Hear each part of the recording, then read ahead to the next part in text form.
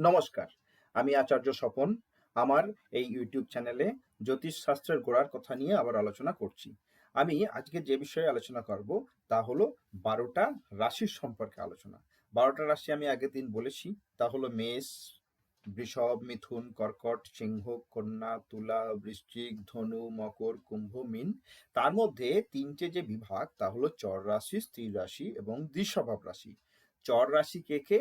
১ নম্বর মেষ রাশি, ৪ নম্বর কর্কট রাশি, ৭ নম্বর তুলা রাশি এবং ১০ নম্বর মকর রাশি।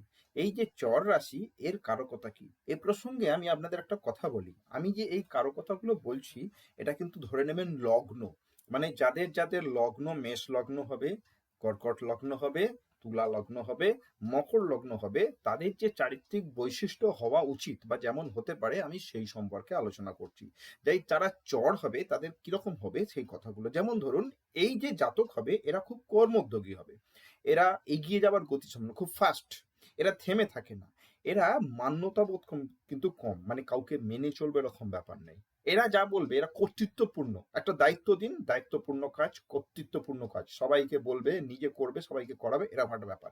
এরা আনুগত্য পছন্দ করে না, এরা পরিবর্তনশীল, ভেঙে নতুন করে কাজ করার ব্যাপারে এরা খুব পটু, এরা এরা এরা নিজেদের মতো, আমি আমার মতো করে করব, এরকম একটা ব্যাপার।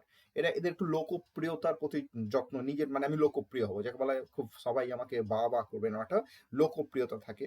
দেখবেন যারা বাধার বিরুদ্ধে অগ্রসর হওয়ার মতো মানসিকতা রাখে, এই চর লগ্নের জাতকরা কিন্তু বাধা বা প্রতিকূলতা ভেঙে তার বিরুদ্ধে অগ্রসর হওয়ার মতো মানসিকতা রাখে। এরা নাম যশ স্বীকৃতির দিকে একটু ছোটে। এটা এদের, এগুলো এদের বৈশিষ্ট্য, ভালো হোক মন্দ হোক এগুলো বৈশিষ্ট্য। হ্যাঁ, এরা কিন্তু অকপট, মানে মানে কপটও রাখবে না, অকপট নিজের কাজ করবে। কিন্তু এদের যে সমস্যাগুলো থাকে তা হচ্ছে সাধারণত এদের জটিল রোগ হওয়ার চান্স থাকে ভীষণ, মানে বহু ক্ষেত্রে দেখা যায় এদের জটিল রোগ হয়।